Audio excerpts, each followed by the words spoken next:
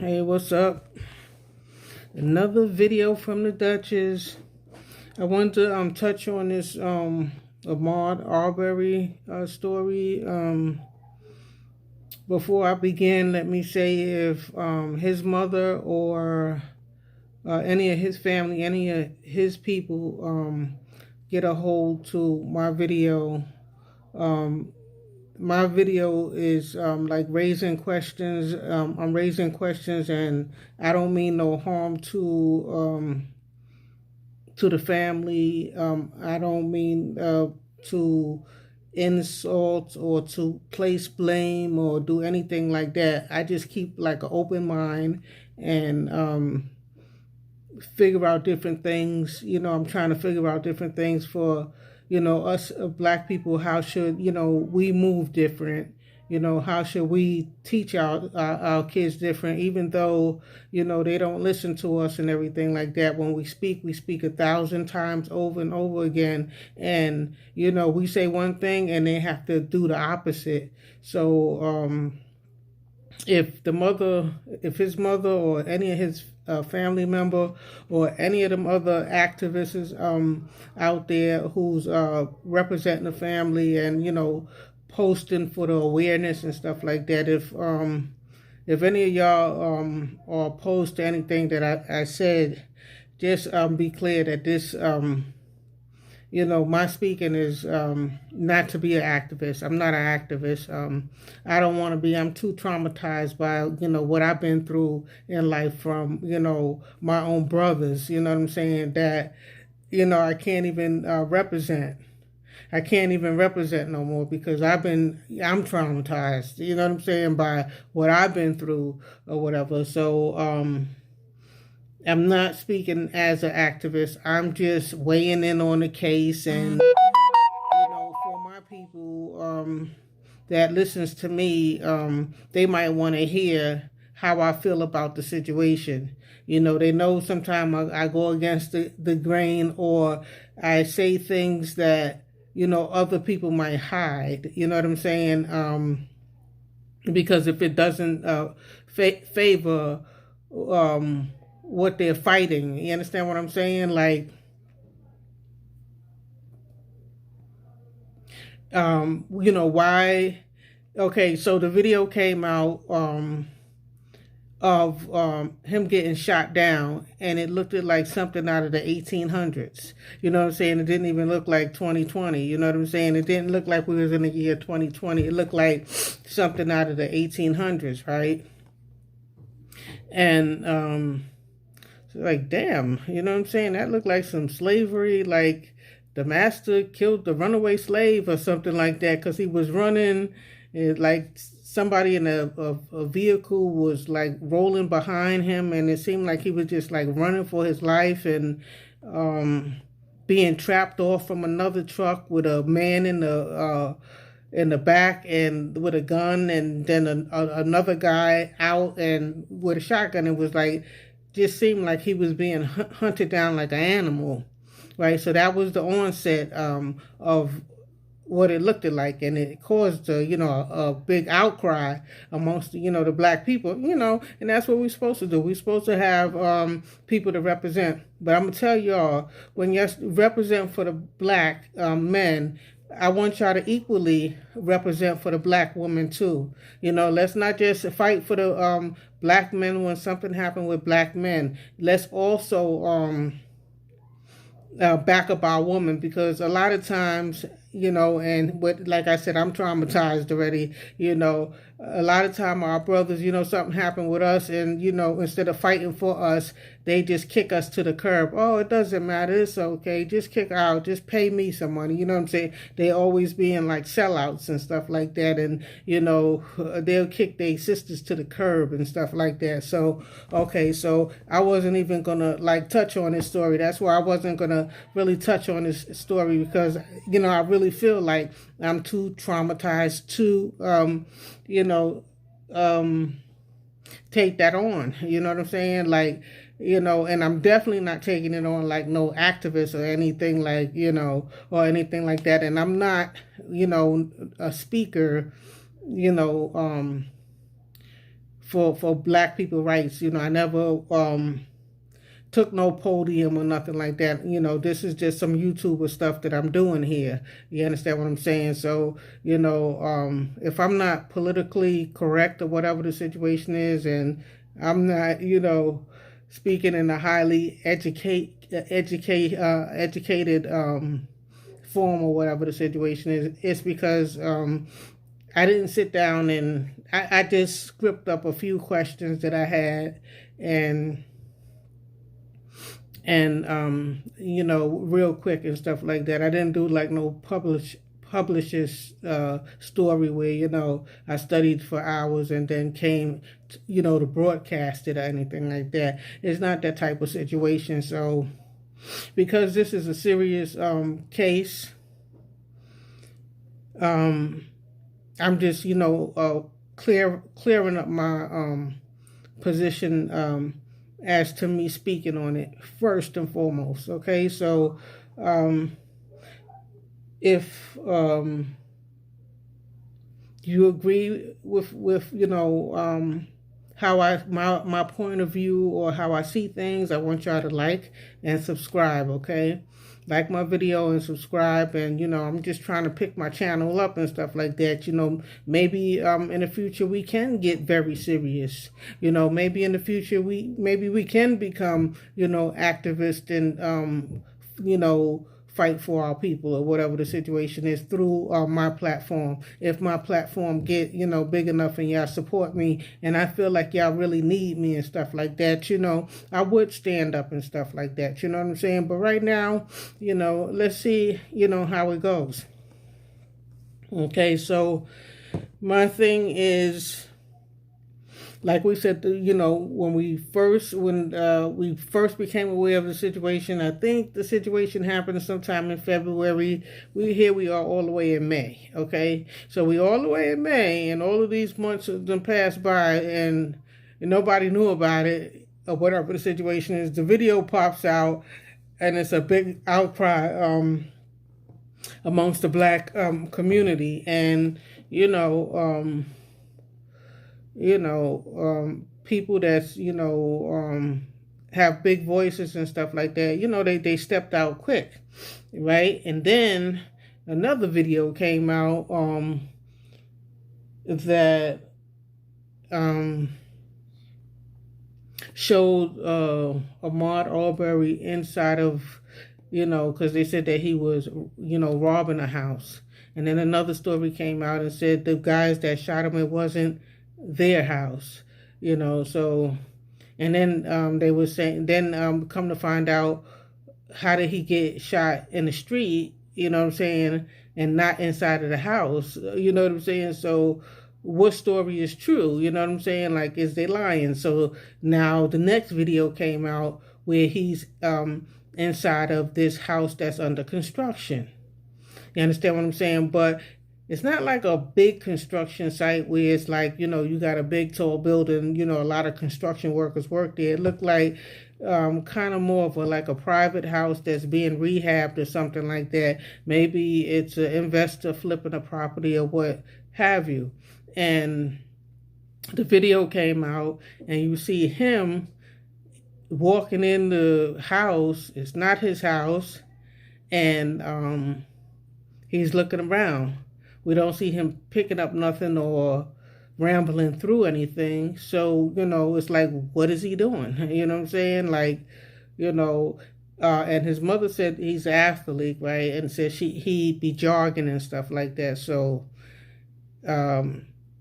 he always jog and keep himself in shape is basically what she was saying. So if he was jogging, that would be like a normal activity for him to be doing.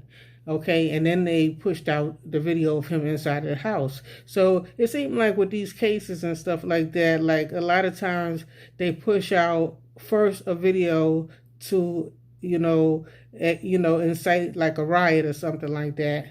And then they bring forth more information, to make the person look like they, well, this is what he was doing wrong. You know what I'm saying? Look at him. He's in the house. He doesn't own that house. You know what I'm saying? So it seemed like they want to incite the black people or whatever the situation, and get them all riled up and see them posting up pictures and supporting and being activists and everybody coming out and stuff like that and representing, just to throw another video in your face to say, look at him inside of this house where he doesn't belong. So if he's so much of a jogger or whatever the situation is, how did he jog his way into this house? Why is he standing around in his house? And to me, when I looked at it, I'm like, what is he doing in the house too? You know what I'm saying? Because me, what I like to do, I like to wait for more information to come out. Like when everybody else is making videos and posting pictures and doing all kind of stuff like that, me, I like to wait till more information come out. You know what I'm saying? So that I could have more to my story. So this thing is going to be running for a while because there's a whole lot of details in it. I don't break it down like a journalist and say all the names and all the positions and stuff like that, but I'm going to kind of like skim over it, and I just basically have questions that need to be answered too, just like, anybody else.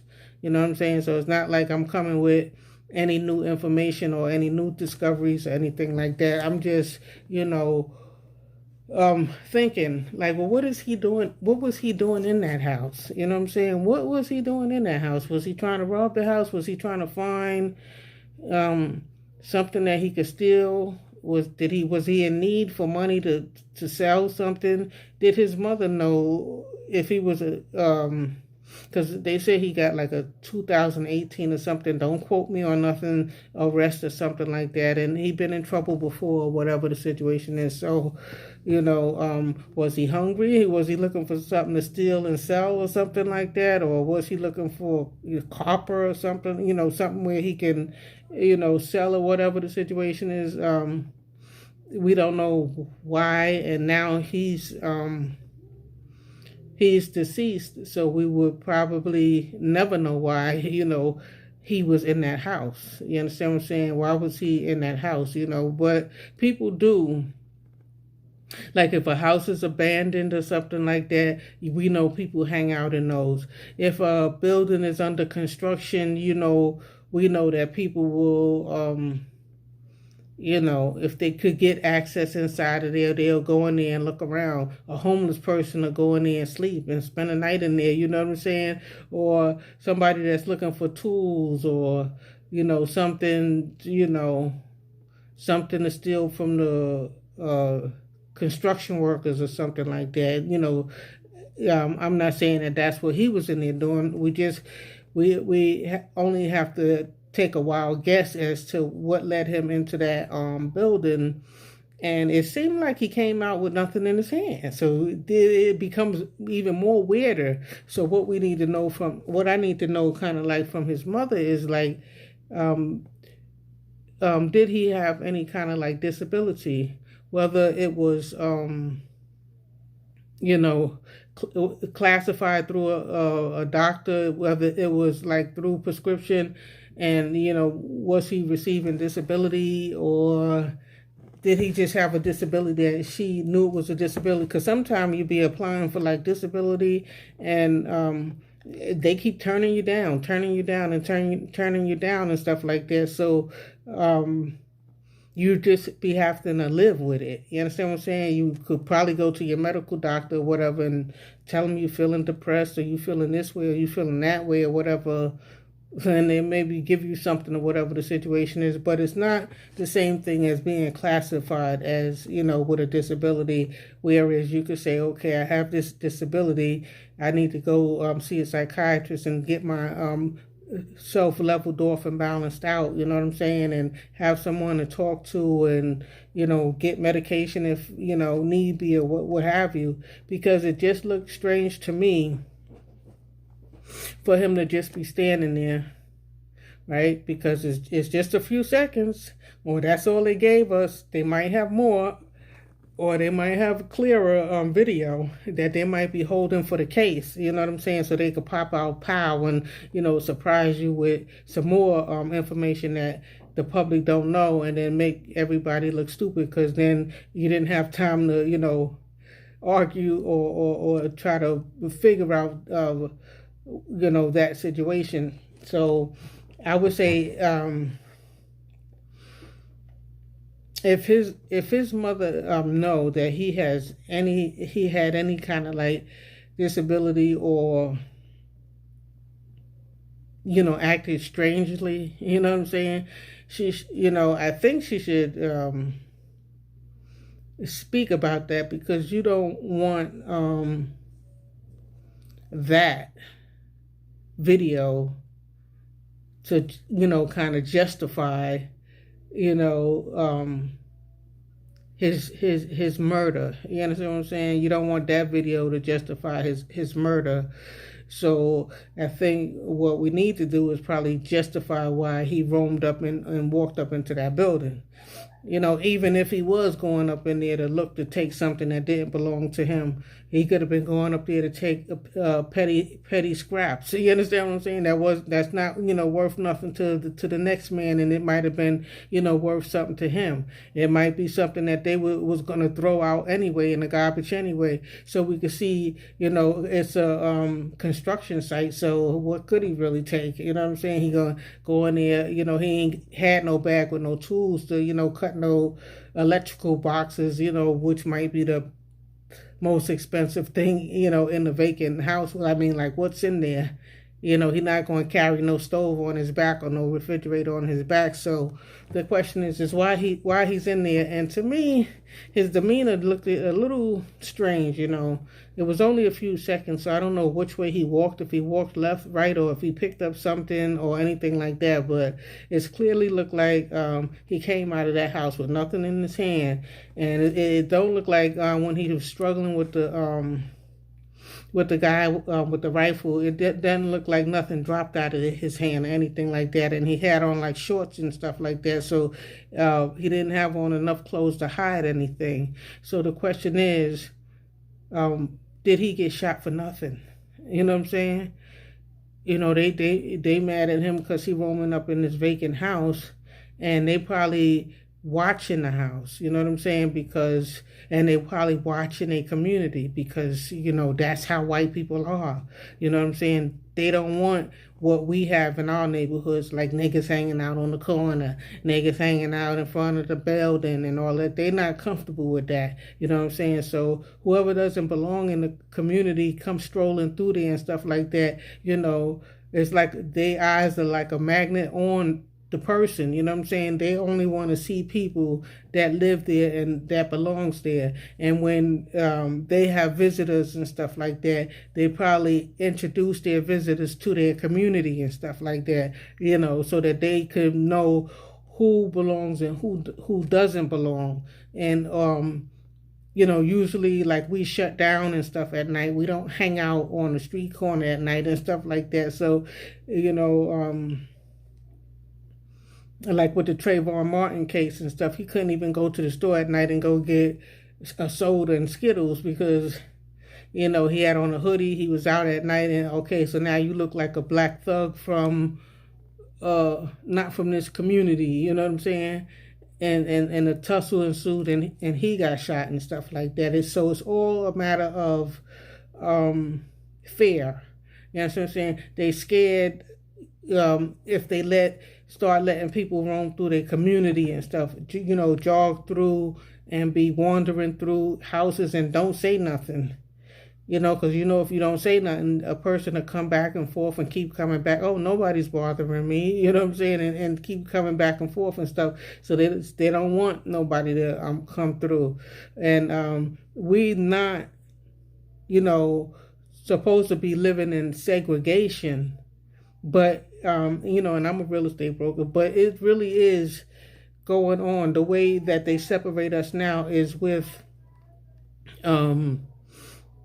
your financial ability. You understand what I'm saying? So you don't get, you're not getting jobs. You're getting turned down for jobs and stuff like that. So most likely you're in the hood. You know what I'm saying? You're in a minority community.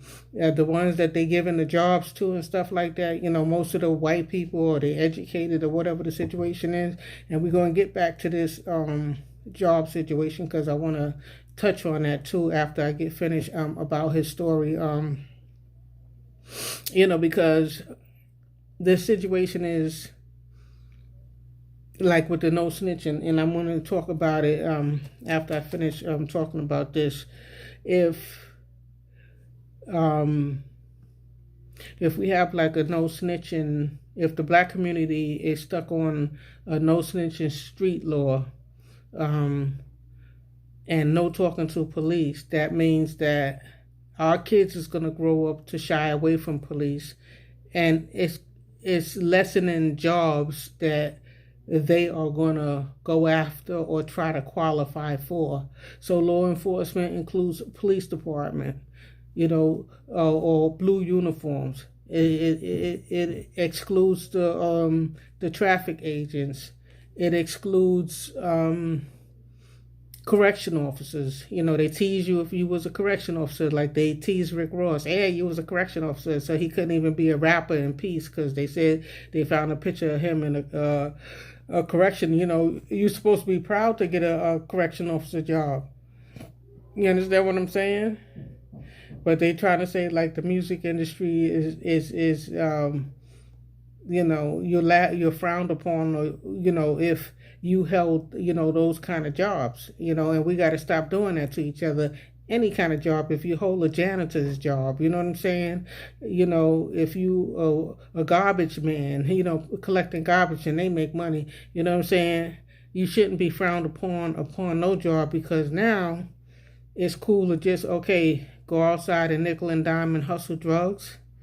It's cool to sell crack to your community. It's cool to, sell dope, you know what I'm saying, and turn people out to be crackheads and dope fiends, and, they're not feeding their kids. Kids is starving at night and stuff like that in their houses because their parents is on drugs and stuff like that. So you're saying it's more cooler to be in the street and to be a drug dealer.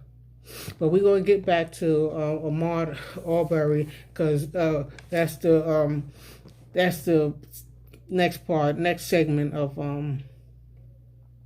the next thing I want to talk about is the black community and these street policies that hold us into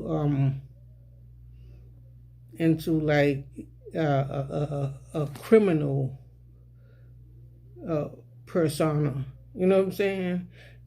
Just things that they are, we sticking on ourselves to keep us into we trying to be cool and down, and no snitching, and and then we don't talk to police and F the police and all that stuff like that. So if you doing that, then your kids is gonna grow up to be like, as kids, when they're in elementary school, they're saying they want to be teachers, police officers, doctors, and they saying everything until their parents, and they see the men in their family, or the young boys in their family, or the dudes outside saying F the police and start talking at no snitching, then they gotta shy away from going for those jobs and stuff. They start shying away from that. Okay, so we gotta stop doing that to our people, okay?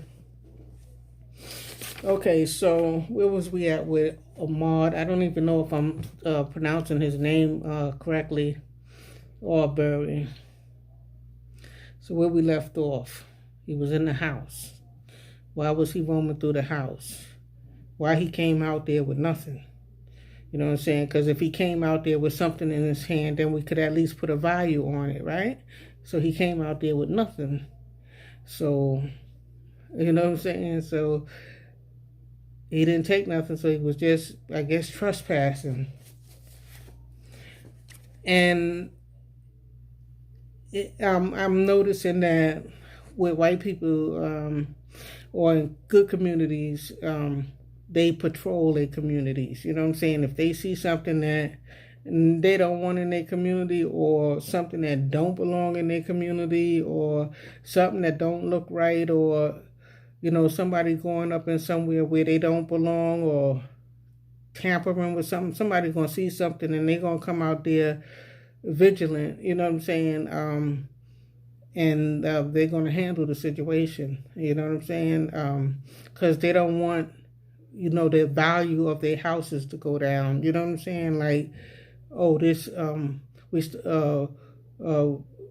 thugs started swarming through our community, and we just allowed them to walk through because we don't want to start messing with them, and then the people's gonna be crying out and stuff like that. And if they allow people to wander through, tamper up into a vacant house, they might start looking and seeing houses that's occupied but nobody's home.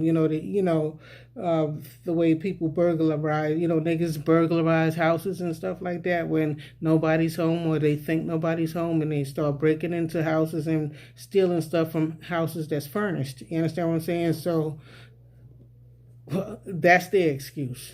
I'm giving them that one. Yeah, I'm giving them that one. Even though it wasn't their house, they may have been watching the community, and they probably really don't want too many black people in the community. And that's just as real as I can get about that situation. It don't sound right, you know what I'm saying? And it's not right. And we far from the days of segregation and stuff like that. Anybody's supposed to be able to roam and stuff like that, but they really don't want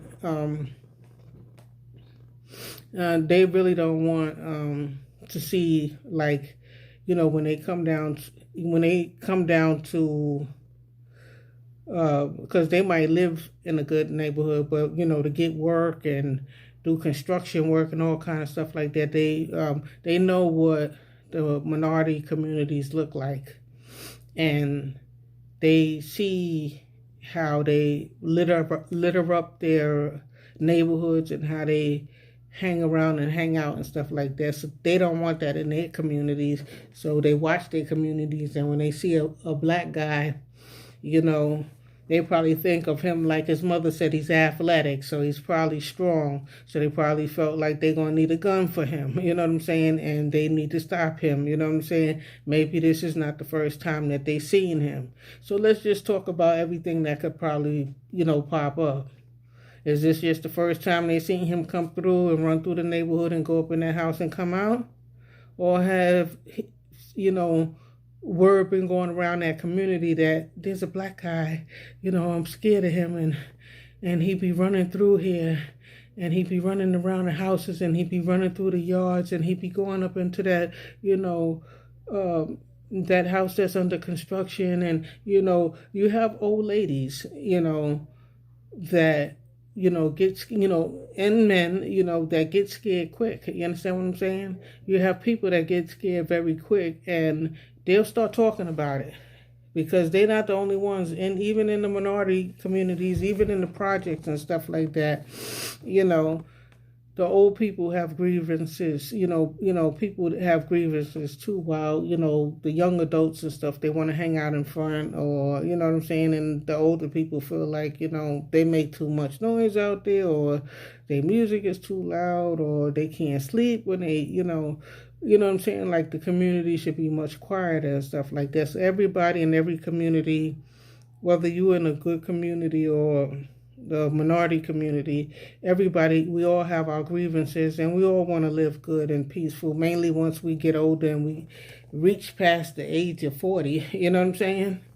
And be raising kids, and our kids start getting older, and we becoming the grandparents and stuff like that. And just because we become grandparents in the hood doesn't mean that, we want to deal with the noises and stuff like that. We want to deal with the the stuff that goes on, the trash in the community, and the hanging out and all that stuff. It still doesn't mean that we want to live that way. You understand what I'm saying? But in the white communities and stuff like that, they'll patrol their neighborhood. They'll organize, and they'll all get together, and they'll be all for it, to come and form the association or join the association and have regular meetings faithfully. You understand what I'm saying? To make sure that the neighborhood policies is intact, and everybody is watching everything that's going on, and if something come up, it's news. And if it's something bad that they need to correct, they on it. You understand what I'm saying? And so and they gonna handle it, you know what I'm saying? And that's how they are and stuff like that. But me, I'm somebody that's been on like a tennis association board in the projects and stuff like that. And there was a lot of opposition, you know what I'm saying? There was a lot of opposition. I was just in a treasury position, and one time I was in a vice president position, but it was like, from the people that just want things to stay the way they are. They don't want things to get better because, like, they run into drugs, or they organizing with their gangs in the streets and stuff. They don't really want anything to get cleaned up and get better. You understand what I'm saying? They want everything to be the way it is, so that they could run the streets and stuff, or run the housing projects and stuff like that, which is not their personal property. They don't own it, so they shouldn't be. You understand what I'm saying? So that's what makes the projects the projects. You know what I'm saying? It's not the building, because there's plenty of buildings all over the city. There's buildings in Midtown Manhattan that's luxurious and taller than the projects, and they got doormen, and they're clean, and they got carpet in the hallways and stuff like that. It's just that the people that roam through there is taking care of it. You know what I'm saying? When something drop on the floor, it got to get picked up.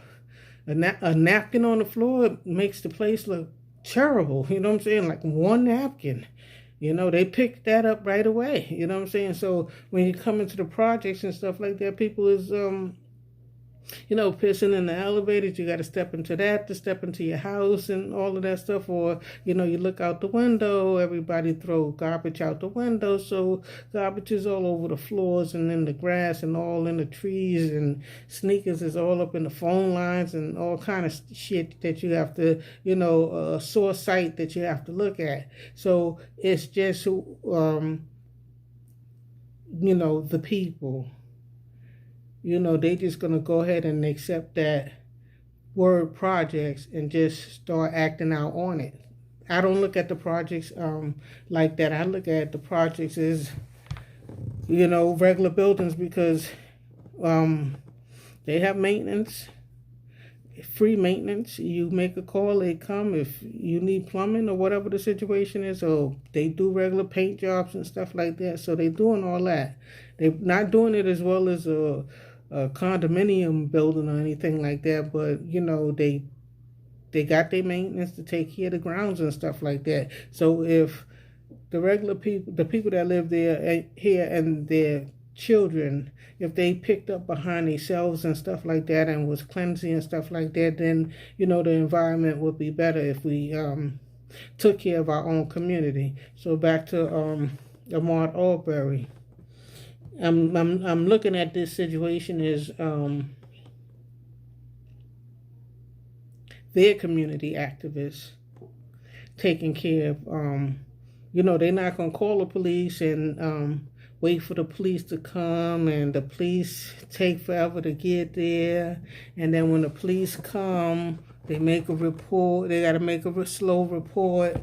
The person is gone, you know what I'm saying? And then the police leave, and they say they don't see nothing, you know what I'm saying? And, you have to wait for the person to come back again, and wait for the police to catch him, and the police never going to catch him because he never hanging around. He's jogging. He's jogging, or whatever the situation is. He's going up in a building in the house that's not his, and coming right back out and jogging out.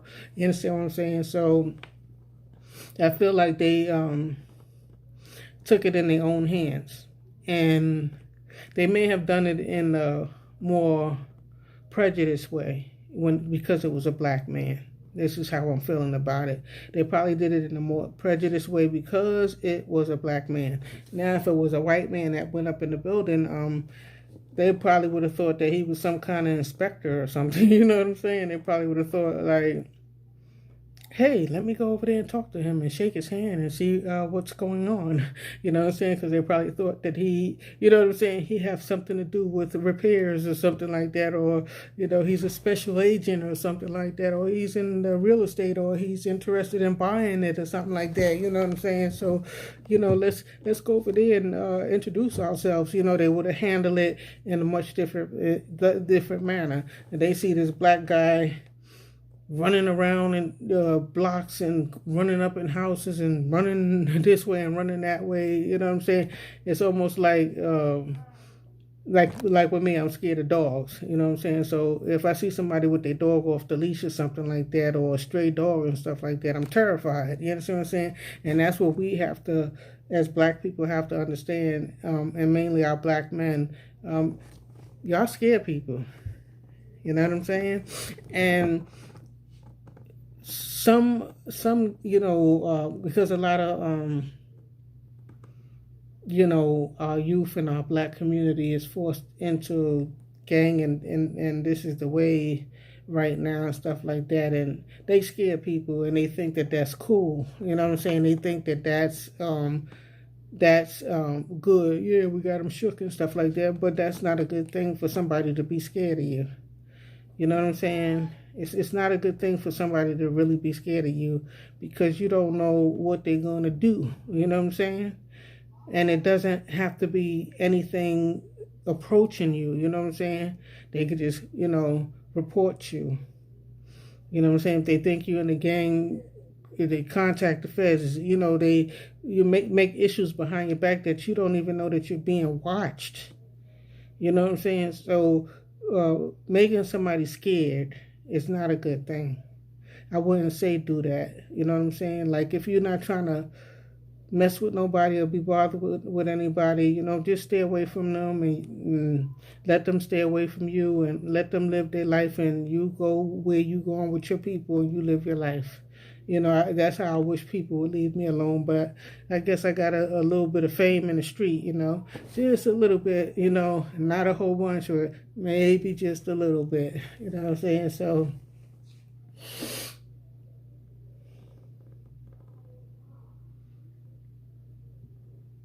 So I say he may have scared.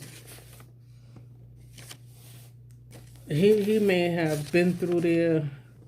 He may have been through there a couple of times and scared somebody, or maybe the gentleman that was tracking him down that eventually killed him probably was scared that he was going to steal something of theirs, or cause some kind of damage or harm to somebody in the community. So they wanted him out and gone. You know what I'm saying?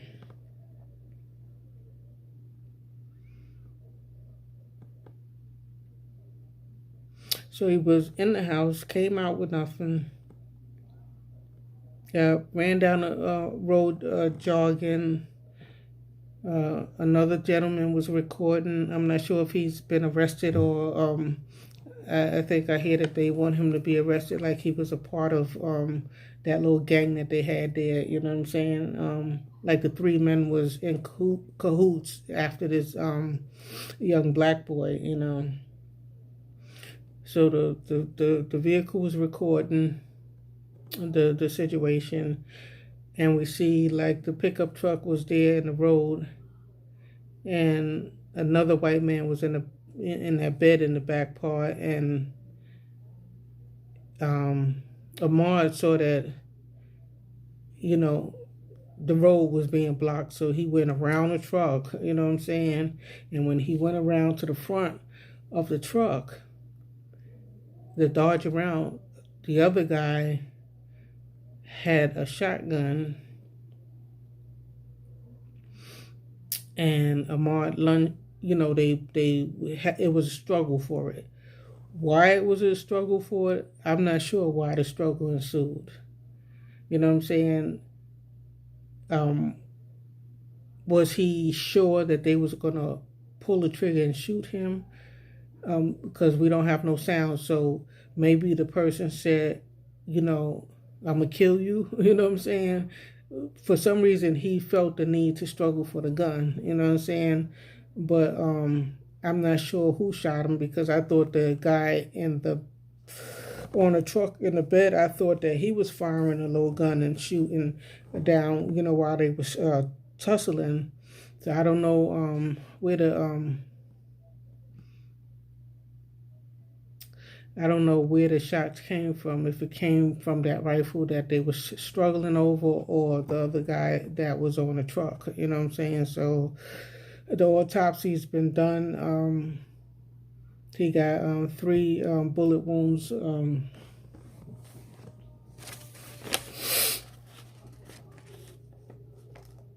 And he's not here to talk for himself.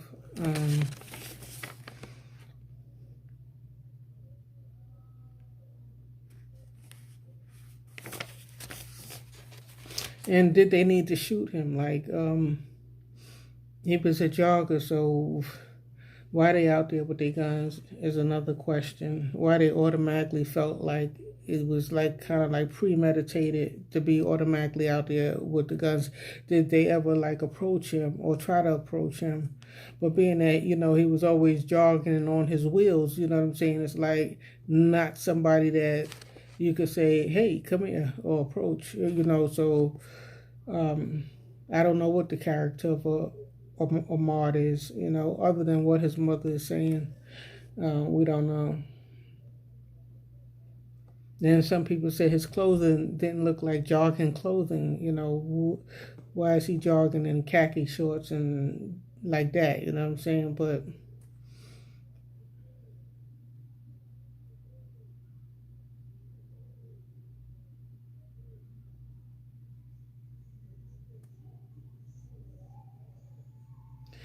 and then the other question I had was, I think one of them, the father, was in law enforcement for like 40 years or something like that. So he probably really felt like, you know what I'm saying, he was somebody of authority. Because, once you work for law enforcement and you've been patrolling for so long and, having that authority over regular pedestrians and stuff like that, I guess it probably never like really leave you, you know what I'm saying? You're always policing, you know what I'm saying, even though you're not on a job, you know what I'm saying?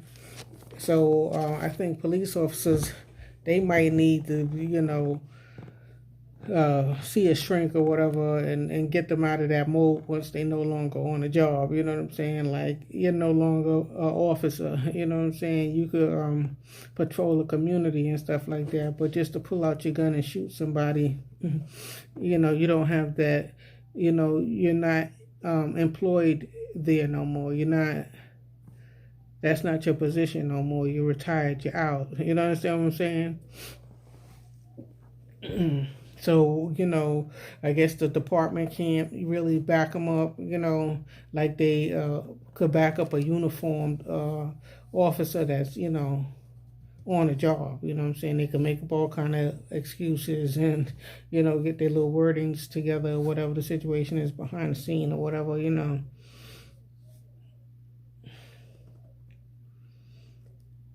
And so obviously they felt privileged in some kind of way. The situation happened in February.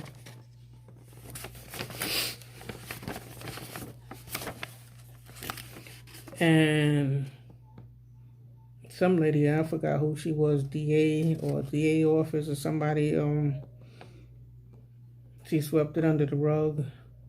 And there was officers, it came out that they came out and said that they wanted to make the arrest the day that it happened. They popped out and said that because they don't want to be in trouble now. You know what I'm saying? Because, who came to the scene? It's a dead body on the floor. Some officers had to come to the scene. Some ambulance, fire department had to come to the scene. So, what's the story, officers? You know what I'm saying? Why wasn't an arrest made? You know what I'm saying? With the shooters, right there in your face, probably.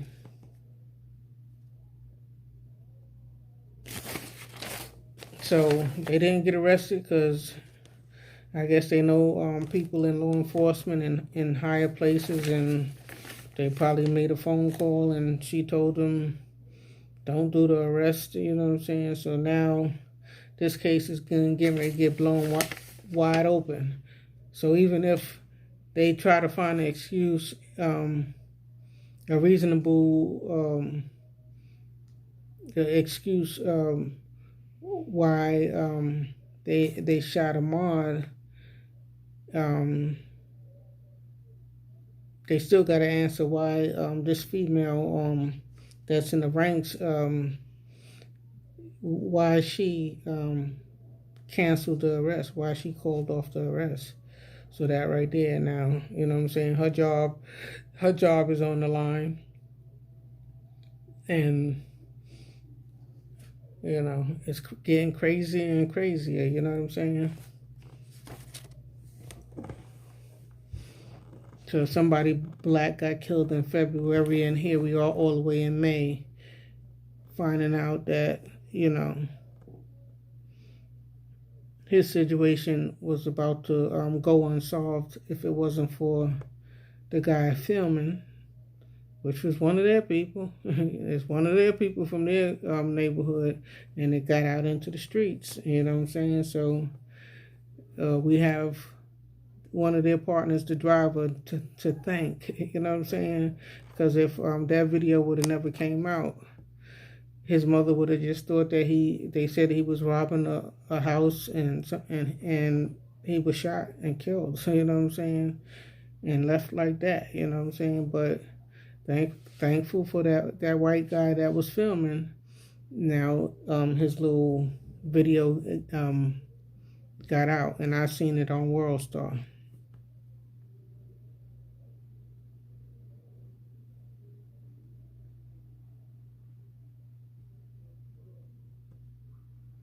So now the question is after like Trayvon Martin and this situation and all the other situations and stuff like that. So when these situations happen, so should we just jump out and start protesting and stuff like that, or is there something deeper we need to do? You know what I'm saying? Like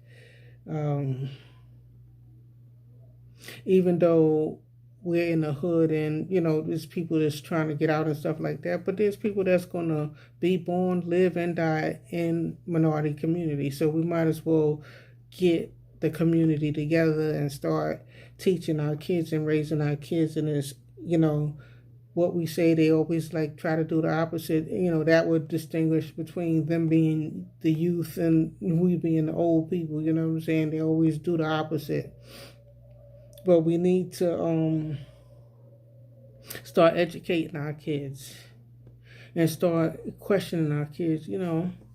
What happened with you today? Where were you today? You was gone for quite a while today. Where was you today? Or I went looking for a job, or I was at work, or I went to the library, or you know what I'm saying? Like we need to more communication with with our family members and stuff like that. So when something like this happened, we already know where he was going, what his, what our kids' mission was. And at this point, as long as the communication is open, we could say, be careful out here, because it seemed like a lot of racist stuff is arising since this pandemic. I don't even think, when this guy got killed, the pandemic hadn't, I don't know if it had came yet or if it was over and started in China or whatever and making its way over here. But we have to start communicating with our kids and letting them know, don't just be roaming through any community because they're watching, their houses and stuff like that, and they're watching their cars, and if they see anything strange, they're gonna, really crack down on it. You know what I'm saying? They're not just gonna let it, ride. You know what I'm saying? Like if you're in a minority community, most of the time we just see shit and we mind our business, because the no snitching thing is, shut your mouth up, you know what I'm saying? So you could see somebody picking at somebody's car, robbing somebody's car, and you just got to keep on walking and mind your business, you know what I'm saying? And that could be like right outside your window, you know what I'm saying? So it's, in our communities and stuff like that, we got to let everything go down, you know what I'm saying? We can't speak on it, if you join the tenant, I stopped joining tenants associations and helping out in the community, because if you do that, you're frowned upon. Oh, she trying to clean up the community. She want us to, stop hanging out, and they're gonna be fighting for this and fighting for that, and she's helping out. You know what I'm saying? So it just brings more anger towards you, from the people that want to do their thing. You know what I'm saying? So, but in the white community, it's different. So we got to talk to our kids and let them know, like, this time right now where they're saying quarantine, stay in your house and stuff like that. Chill out. I know it's hard to do for young people. You have to stay in the house and chill out. You know what I'm saying? Read a book, watch movies, do what you do, whatever the situation is, but don't go roaming around where you don't belong. You know what I'm saying? Don't go roaming around where you don't belong, because right now this is going to give them an opportunity. You know what I'm saying? Like, you supposed to be in the house. What are you doing in this neighborhood? So a lot of stuff is going on. Like, police is barehanded beating niggas down, and a whole I'm not going to deny that I see a whole lot of stuff going on, what I'm saying, mainly with the police department, what I'm saying, with the police officers and stuff like that. They really, using excessive force. And then when they're dealing with a white guy, he could have a gun in his hand and stuff like that, and they'll be, trying to talk and talk and talk and talk. But if it's a black guy or something, or a Hispanic guy, they quick to shoot them down and kill them and stuff like that. So I'm not no activist, but you don't have to be an activist to know that. You don't have to be an activist to know that. It's, a lot of people recording, and it's going up on social media. You know what I'm saying? World Star.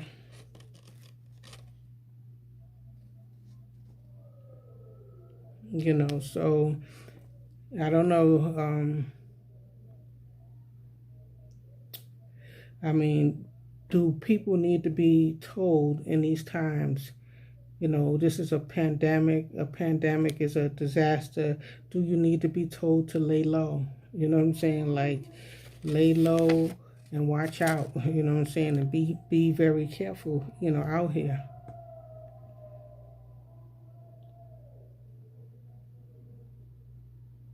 Stay out of the streets. Stay out the way. Get your family together. You know how the Jews. You know how the Jews do it, right? When you see them, they all come out. They have on these black top hats, and everybody have on like the same thing.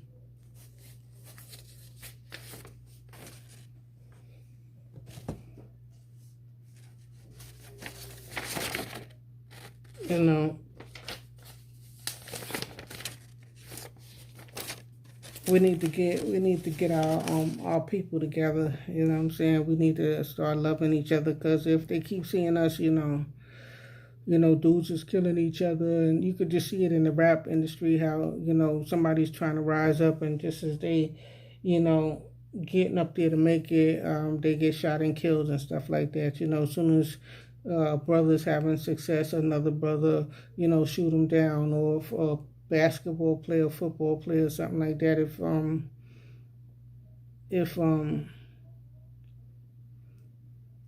sometime when they go back home to see their family and stuff, they get shot and killed and stuff like that, because niggas know that they on their way to success, and as soon as they come back to the community, they get killed. So like I said, like and subscribe. This is going to be a long video, because I got a part 2. You know what I'm saying? Like, so I'm kind of finished with the talking about Ahmaud Arbery. That's all I got to say about the situation. There's no more information. I hope I didn't say anything that offend anybody. And if I did, I'm sorry. You know what I'm saying? Because I'm not trying to, be mean by any of, it's better to look at all avenues and,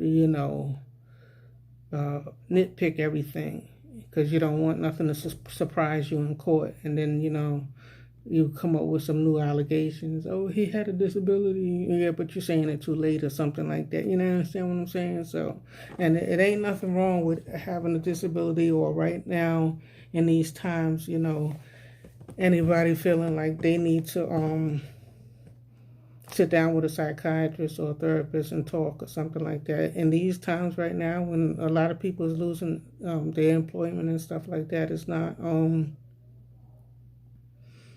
you know we just downplay everything.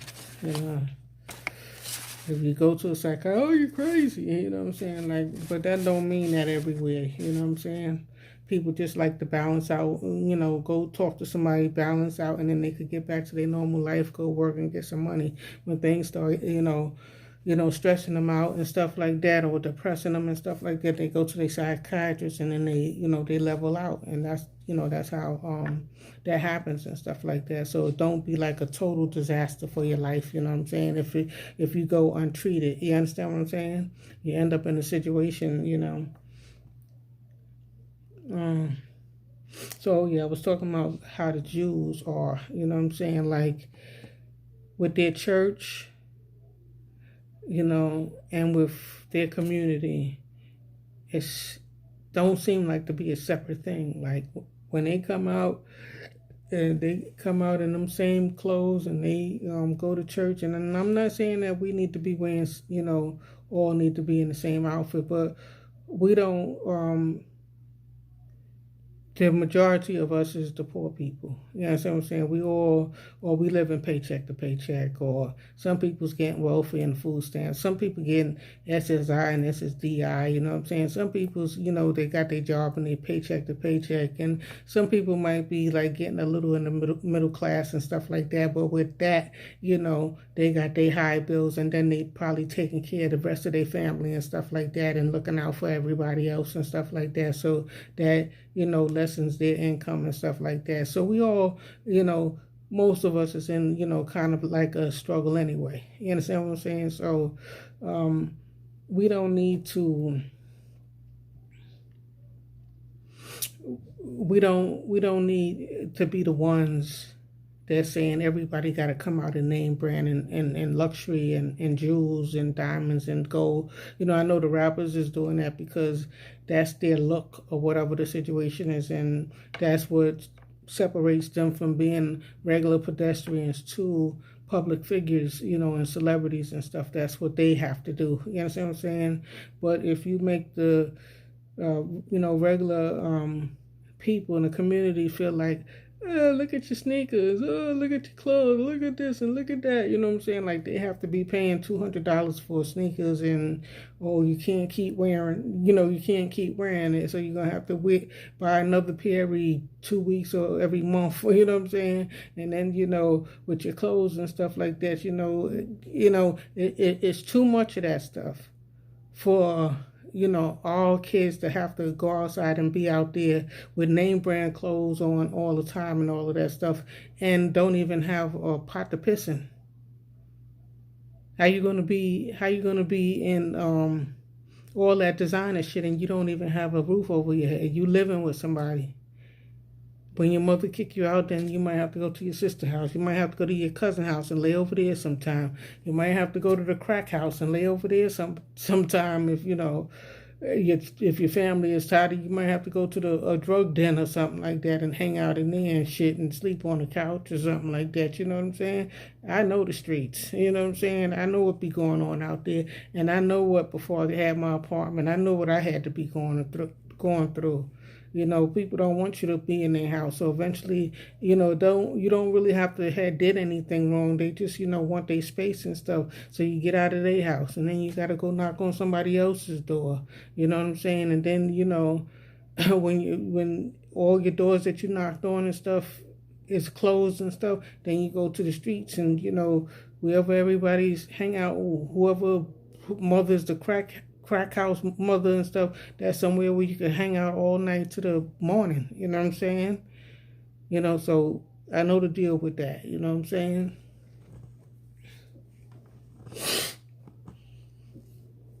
So we need to get it together as a family. What we're gonna do, because right now what's happening is that we're saying join a gang. Wherever you live at, you have to join the one that's in your community. Our kids just growing up, they got to go back and forth to school and stuff. That you got to join the one that's in your community. You know what I'm saying? So that's the hardest thing that's going. That's the hardest thing in the black community that's going is the gang. You understand what I'm saying? So we got to get that together. You can't keep coming out crying out being an activist if you're not cleaning up in-house first. You understand what I'm saying? So I understand everybody. Like, I watch my son a lot, and I say his name a lot and stuff like that because he just seemed uh, like he could just be like a regular, cool dude or something like that. You know what I'm saying? But he's up there. That guy know how to talk, and I listen to him talk, and he speak very well and stuff like that. But what we also need to do, if this message get back to you, we need to start planning something at home, and it can't be with the gang because the feds already got that situation. They already know what they're doing with that situation. They just going to every projects and rounding up a whole bunch of niggas, if it got to be 50, 125 or whatever, and locking them in jail. And all of that is the strong backbone of our family, the men, what I'm saying, going away from us. So now we got to manage on our own. You understand what I'm saying? So we have to clean up. We have to clean up in-house.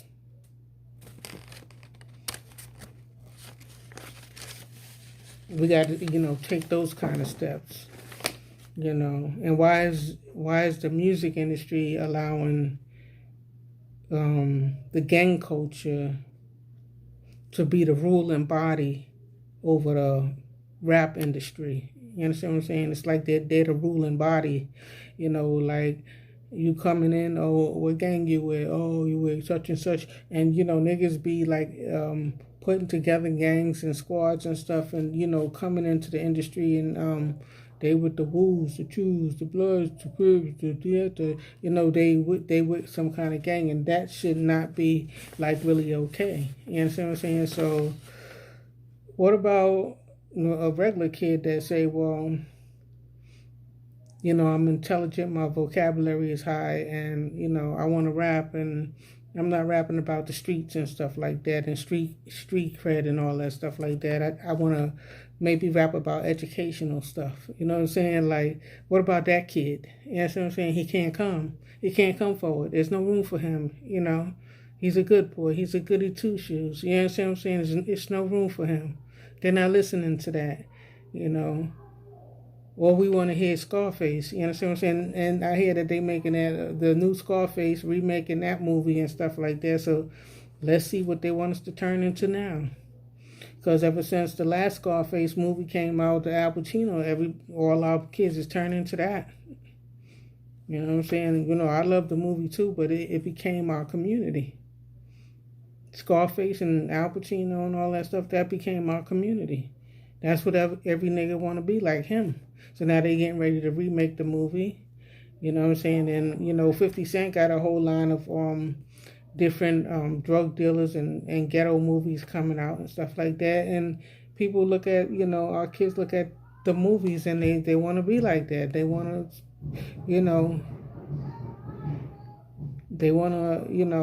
mimic that.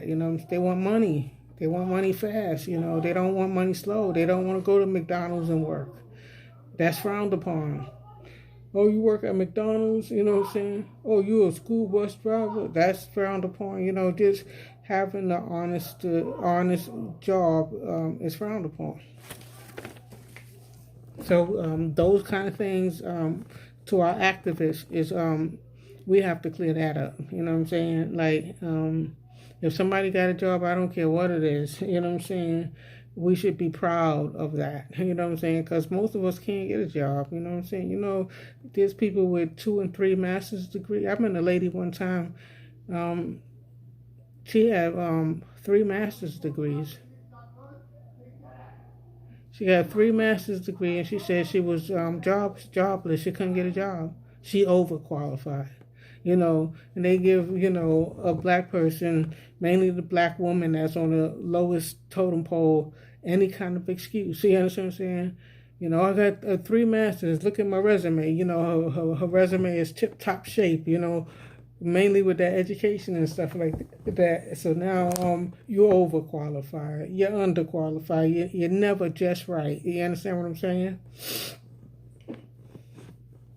So it's hard out here for us. So what are we promoting when we say no snitching? Okay, so I understand that's like a solid rule. The thing was all the way in with the Italian mafias and all of that stuff like that, and a whole lot of snitches came out of their camps and stuff like that, and and that's the thing on the streets, and and even parents tell their kids don't be tattletales, and no, yeah, you don't want the tattletale kid or whatever the situation is, but when you say no snitching, it kind of like mean no talking to the police. Okay, so where is the person going to go to? Say I have a grievance. You know what I'm saying? Say I have a grievance and I need help. You know what I'm saying? I'm having a problem in the streets. And people don't want me to go to the police about the solution. Who can I go talk to? Do you have that organized? You know what I'm saying? Like, if you say no snitching, so who is the person going to go talk to that is a strong arm that can quell a situation for them? So you have to have the answer in place. You understand what I'm saying? You don't have your government. You don't have your little government organized. You understand what I'm saying? You're just saying no snitch, no snitch. So you could be having a big ass problem, or somebody could be bothering your mama or bothering your grandmother, and you're trying to help her or something like that, and you can't go to the police. But who can I go to? Do you have the answer for me? You know what I'm saying? Where can I go? What's the address of the place where I can go? You know what I'm saying? Of the street community people or whatever, whoever, who's going to, or am I just out there all by myself alone? You see what I'm saying? There's no organization. It's not organized to have another alternative. So if you say, well, it's no snitching, so I should be able to go over, if it's not law enforcement, it should be some, hood or minority organization or street leader or whatever you call it, whoever, grievance first, take this step over here first before you go over there and talk to the officers. You understand what I'm saying? Let us try to help you out and stuff like that, because we're trying to keep our brothers home and keep them out of the jails and stuff. That's understandable. That's very much understandable. But we're saying things and we attaching ourselves to sayings and stuff like that, but we don't have a solution. We don't have a solution for it. You have to give me a solution. You have to give me a way out, another alternative. That's gonna, and not that I just came over there and I talked over here and I'm talking over here. You have to, I have to trust you. You have to have you have to be honest and trying to help me out. You understand what I'm saying? And quell whatever my problem is or whatever my situation is. So that everything is out of control.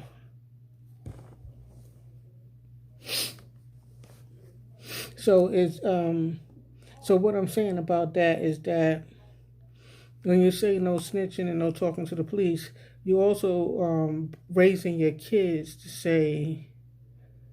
to think, well, okay, let me shy away from, because when they're in elementary school, they'd be like, I want to be a police officer, I want to be a firefighter, I want to be a teacher, I want to work in a jailhouse, or you know what I'm saying, I want to be a doctor, a lawyer, something like that. So when it come down to these law enforcement positions that they've been talking about, trying to be a police officer, because the police officers come to the elementary school and talk to the kids in the class, and the firefighters, and they visit the elementary schools and stuff like that. And them kids being there saying they want to be police officers or firefighters and stuff like that. And then as they grow up to become teenagers and in a household, they're told, oh, no snitching, no talking to no police, and they're in the streets, and that word is passed by their ears and stuff like that. Then they're not going to go for those jobs, because being affiliated with law enforcement is kind of like they saying it's a no-no. So when our rapper came up, Rick Ross came up, and they were saying their picture came out that looked like him. It was a correction officer working in the jails, and then he's out here rapping about drugs and stuff like that. You could work a regular job and still hustle drugs. You could take a regular job money and invest in drugs, you know.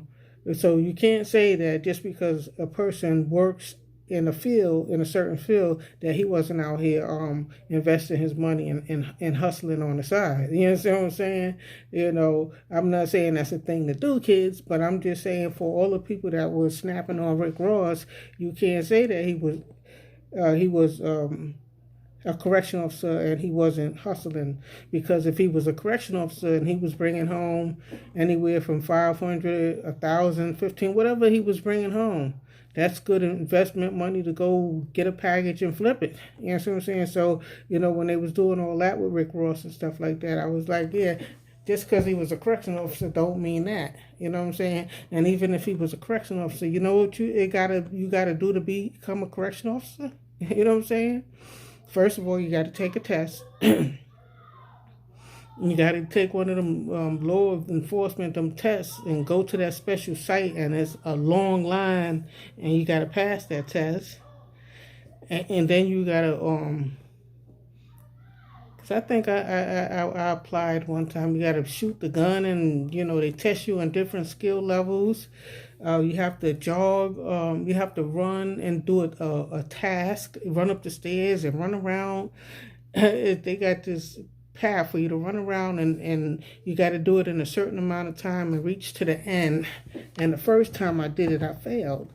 I was huffing and puffing, and then the second time I tried again. Before I tried my second time, I started jogging around the park and jogging around the park, but I never got the job because I was doing all of that, and then I didn't have the credits that I needed for the position, so I didn't have the college credits, And so I thought I was going to, be able to sneak by without my college credits. But on top of all of that agility and everything that they make you go through, and all of that paper tests and all of that stuff, and all that waiting and all that stuff for them to call you for the job and stuff, on top of which you need, my test, I needed college credits.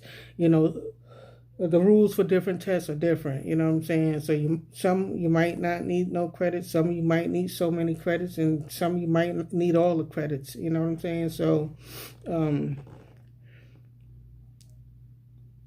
we frowning upon our people for the wrong reason, for having a job, you know what I'm saying? For having a job. Why? Because you think everybody's a rich, rapper?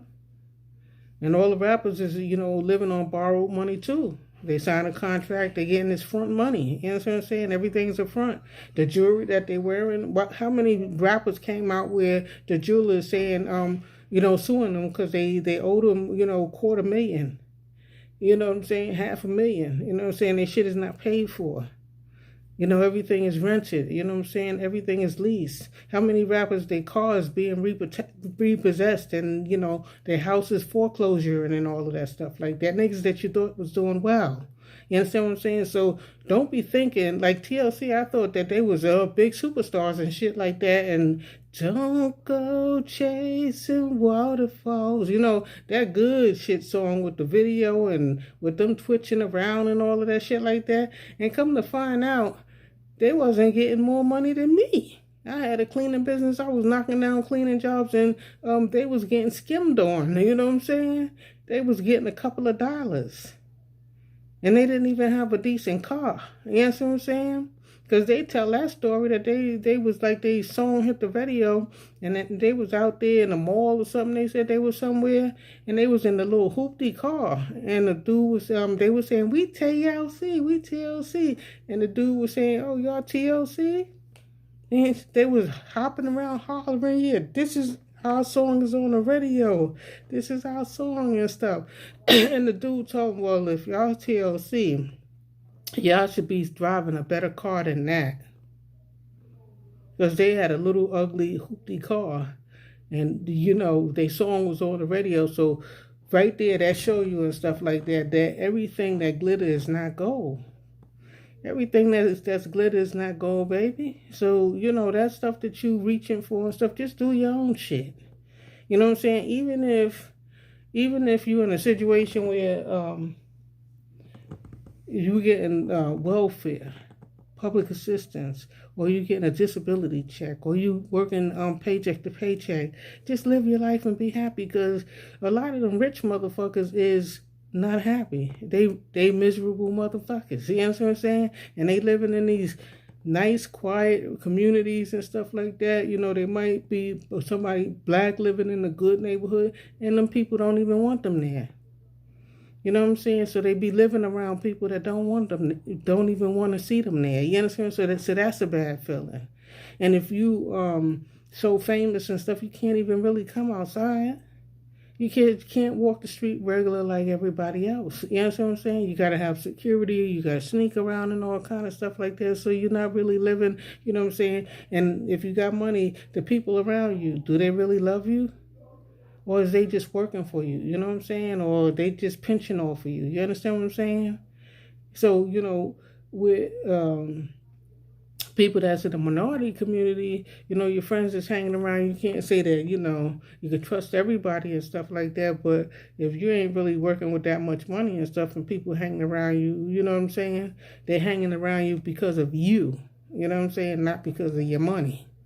So thank God and be proud for what you have, so you could get more blessings and stuff like that.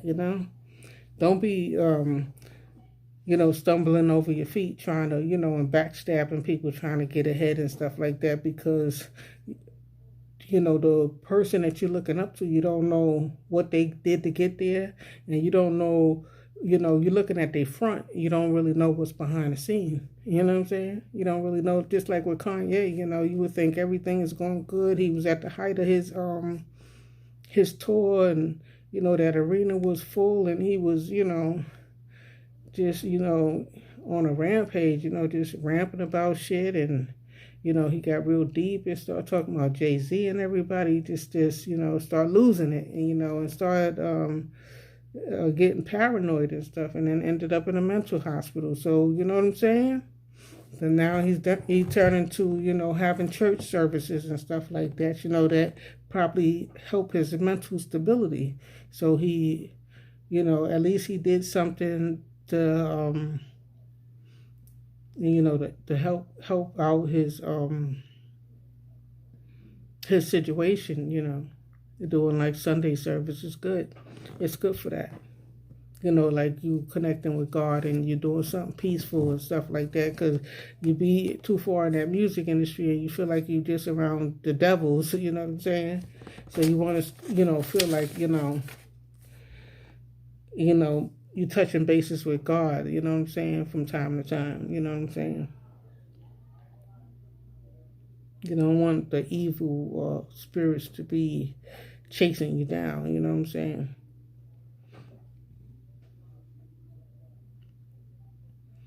So let's be careful about how we raising our kids on the no snitching. Oh, 6ix9ine, he snitched. Oh God, oh, that's so terrible. And well, he's a kid. You know what I'm saying? Like 18. How old is he? 18, 19, 20 years old. That's like, look at your 20-year-old. Look at your kid. You know what I'm saying? For us that's older and stuff like that, he's basically a kid. And the people that he snitched on, those is big, tall black men that they all probably tower over him. They all probably way taller than him. You know what I'm saying? Way older than him. and got kids. Probably some of them got wives, and some of them probably have, you know, baby mothers and stuff like that. Like, how, you know, how could you go home and tell your wife or you know, your baby mama, you know, I was listening to this kid, this 19-year-old kid was the one that was giving the orders and telling us what to do, and we was doing what he say do. You know what I'm saying? And then he snitched on us. Who want to go home to their family and tell them that shit and tell them that story? And everybody say, "Oh, you talking about the kid that you were supposed to be managing? Yeah, that one. You know, he was asking us to do this and do that and do this in the street, and you know what I'm saying? And, you know, how could you go home to your wife? How could you go home to your family and say, I gotta, you know, I gotta do a 15-year bid. I have to go away from the family because I listened to a 19-year-old kid. Instead of telling him what to do and managing his career, you know, he was telling us and giving us orders and telling us what to do. Instead of other way around, instead of the older people instructing him to chill out, they was listening to him to get deeper into, you know, deeper into trouble. And everything was televised. And when I say televised, I'm talking about YouTube. I'm not talking about the regular TV. I'm talking about the new TV is YouTube. You know what I'm saying? Everything that boy did, he had YouTube on fire. You know what I'm saying? And the Instagram. You know, he's the media king. There ain't nothing you could tell him.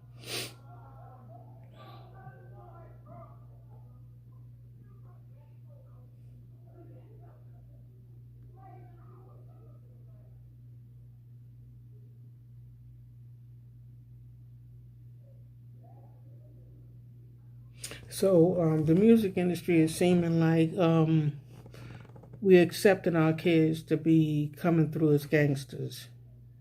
You know what I'm saying? Ain't nobody frowning upon that. It ain't like a big outcry.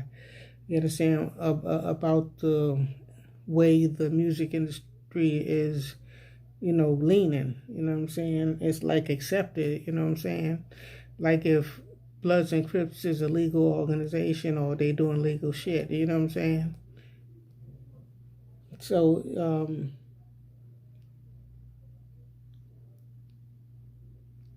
you know, you have to look in the mirror, you know, when you start placing blame and stuff like that, you know, is this our fault? You know what I'm saying?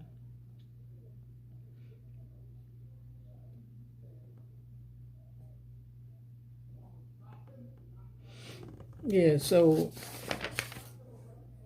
at 6ix9ine joined the nine trade bloods and stuff like that. He know what he was doing. He was joining that so that he could go and have his rap career.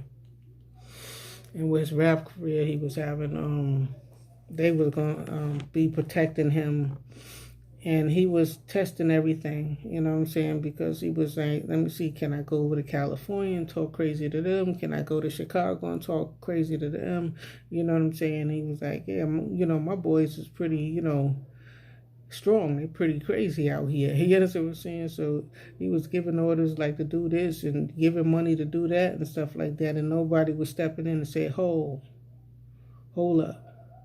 You know what I'm saying? No. You know what I'm saying? Like, where was his manager to say no? You know what I'm saying? Like when he offered what it was 10,000 or something like that, somebody wanted to get that money. You know what I'm saying? It was like, yeah, I'll do it. You know what I'm saying? So, um, it's almost like, and it was entertainment for the rest of the world. You know what I'm saying? We was being entertained and laughing and waiting for his next thing, what he's gonna do, so we could look and click on the video. Or here go Takashi doing me do something else. You know what I'm saying? And everybody clicking on to see what he's doing. He's the excitement boy and all of that stuff like that. Then his music was popping and shit. You know what I'm saying? So I'll just say that situation should have been the other way around. And, you know, for all of these media outlets and stuff, mainly the black media outlets and stuff like that. Nobody was crying out then. You know what I'm saying? They just wait, y'all just wait until the aftermath. And now everybody want to cry out, oh, he snitched on everybody. He got dudes locked up away from their family. But nobody was saying nothing when all the shit was going on. You know, nobody was crying out then. You know what I'm saying? Now it's too late now. You should have been, back then, you should have been kicking him out of the industry. Hey, guy, nobody's going to be promoting your music no more. Nobody's going to be, we're pulling your records from radio. We're telling all the promoters not to book you because you're doing too much criminal activity and you're steering our people in the wrong way. And this is going to end up bad into a disaster. So we're stopping you. You understand what I'm saying? Like, come on now.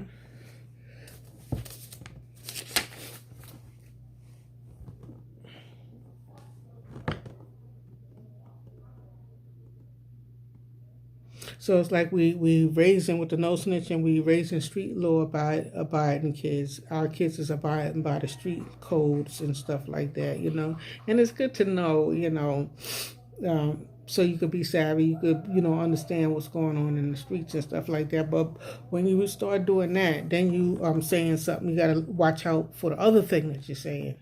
If you're saying it's no snitching, now you're also saying so the criminals could do whatever they want to do, you know what I'm saying, and get away with the crime. You know what I'm saying? So, I could do bad stuff, and niggas is not supposed to talk. You know what I'm saying? So, here you're going to lead your kids to a life of crime, keep teaching them about street laws and no snitching and all that stuff like that. That street shit.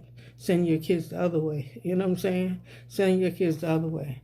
Away from anybody that he think that he have to be around, that he have to snitch on. And the other thing about snitching is that if you don't want nobody to snitch on you, right, and you don't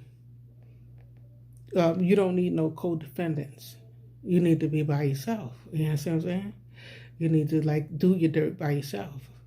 I always believed that, you know what I'm saying, that I don't want nobody to see me. If I have to do any dirt, I don't want nobody to have to see me. I don't want be involved with no gang. Oh, y'all, all 10 people come with me. Oh, all 5 people come with me. Look and see what I'm doing. No, because when they get arrested, they got something that they could negotiate about. The shit that I did, that they saw me do. You know what I'm saying? So if I want to do something that's, criminal or illegal in the street, I'd rather do it myself. You know what I'm saying? By myself. So I know I wasn't with nobody when I did it. How they find out it was me? I didn't tell nobody I did it. You know what I'm saying? So maybe it was cameras around somewhere or something like that. So my thing, the reason why I'm saying that is it seemed like, it's kind of like, are we slow or are kids slow to think that they're going to keep pushing this no snitching, but every time, niggas get locked up, they get locked up in groups. Every time a gang formulates in a community, everybody joins, so how are you going to avoid having somebody know everything that you do? You know what I'm saying? You got to stay by yourself. You know what I'm saying? Or you just got to stay away from the streets and just fly straight. Go read some books, go to college, go away to college. You know what I'm saying? Go get a job and just work and be serious about your life. Don't waste your life. You know what I'm saying? Because, while people think that, yeah, I'm in my 20s or I'm in my teens, I'm young, that time be flying by fast. 1 minute you be like 16 and chilling in the street like, oh, I'm young forever. You know what I'm saying? To the next minute you be getting, you be turning like 19 and 20. You be like, I'm in my 20s. Next thing you know, you be like, I'm 25, you know what I'm saying? And next thing you know, you be like, I'm 25 and I'm raising, and got a kid or something, you know what I'm saying? Then the next thing you know, oh, my kid is, went from 1 years old to 5. You know what I'm saying? I'm going on 30. You understand what I'm saying? They'd be flying. They'd be flying like that. You know what I'm saying? So I know we like to get out here and have our fun and stuff like that, but you want to start out off early, thinking about what you're gonna do in life, and what you gonna be, and concentrate on it. You know what I'm saying? Early, and don't do the hanging out shit, and don't get caught up, and don't mess up your don't get a felony and mess up your opportunity to apply for a lot of jobs. Even housing, where you frown upon the projects and stuff, but you can't have. I don't think you could have a felony if you're trying to get into housing. I don't think you could even have a felony. So try, and when parents talk about when they was kids and stuff, a lot of times when you talk about all that street stuff that you did, your kids want to experience it too. You be trying to tell them stuff so that they can stay away from the streets, but it brings them a more desire to go out there and experience on their own. You understand what I'm saying? So we got to watch out the stories that we be telling our kids. Oh yeah, I used to be out there hustling, and I used to be doing this, that, and the other. And then your kids want to be saying that too. You know what I'm saying?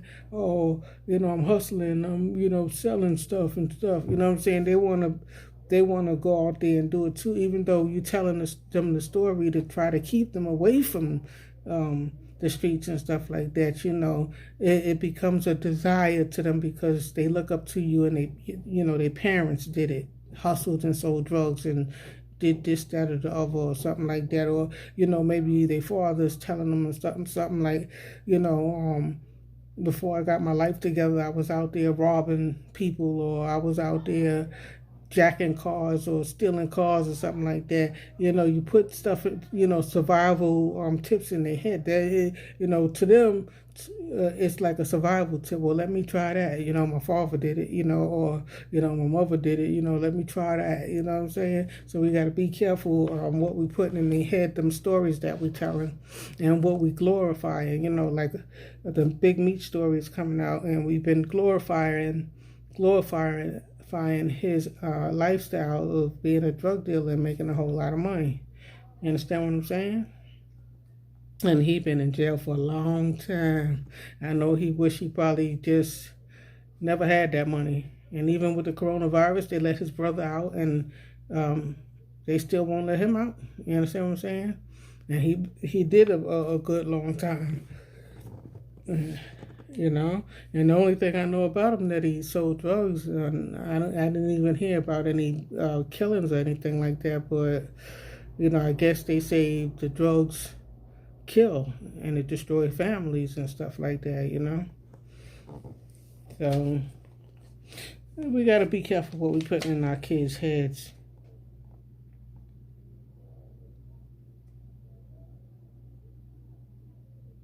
And like with the gang thing, it's all over the streets and stuff like that. So I try to say, well, can we eliminate the gang and make something else?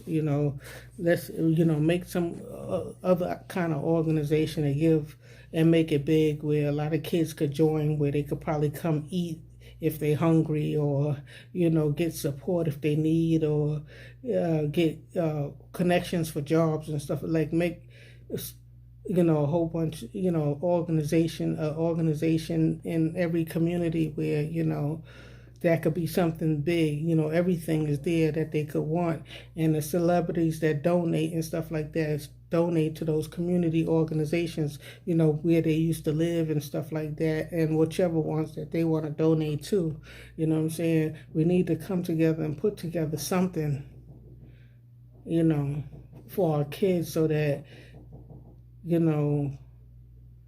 the gang shit is not the only thing that they have to look forward to, because where it's leading them, jail and killing each other.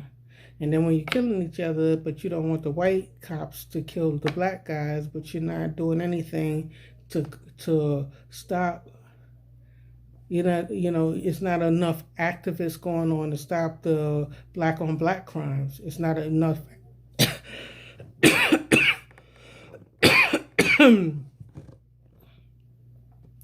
It's not enough activism going on when somebody black kill another black person. It's not enough activism going on. You know what I'm saying? So this happened here, Trayvon Martin happened there, but in between that, how many, black brothers killed other black brothers? Like, how many happens every night in these big cities with these gangs going on? You know what I'm saying?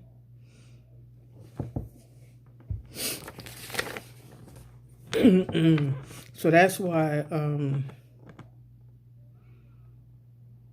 it's hard to comprehend. Like we got our activists, coming out, crying out, and preaching out, and protesting, and then getting a big mob together every time something happened. A white on black thing, but it's way more blacks killing blacks. You know what I'm saying? Like, and there's no outcry about that. That's okay.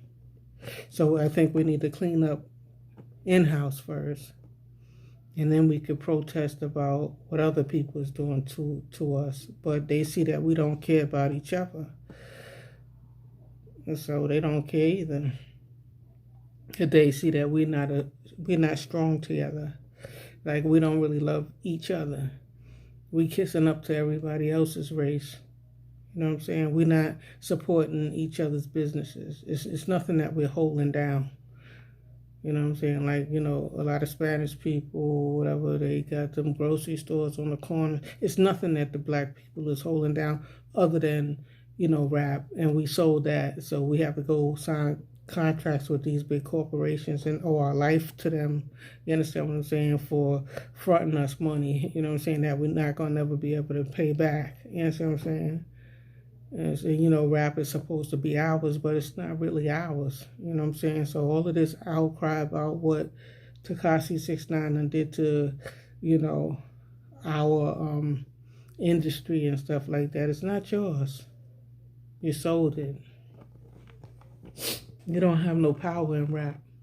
I don't think the black man has power in rap.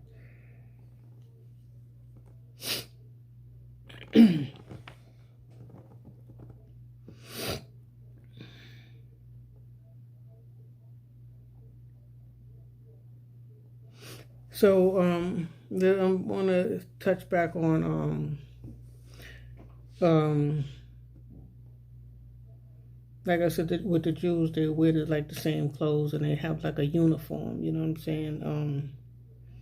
They turned our schools out for the kids to wear uniforms because kids was teasing other kids about their clothes and all that stuff like that. So all the parent really have to worry about after buying a uniform is making sure they buy some shoes or sneakers and stuff, and those last. So we as in the black community, even though we're poor and living paycheck to paycheck, snapping on each other about clothes and being bums. You know what I'm saying? Like, before a person have a roof over their head. Niggas got babies out here and don't have a roof over their head. They out here making babies with, 2 and 3 and 4 different women, by different women, and don't even have a pot to piss in. But they'll be standing outside with some new sneakers, some new jeans, or a new jogging suit, you know what I'm saying? And smoking and drinking Henny or something like that. You understand what I'm saying? So, like, how you doing all that and you don't even have a roof over your head, or you're not even driving a car, or you don't have a job, or you're not supporting your kids. You understand what I'm saying?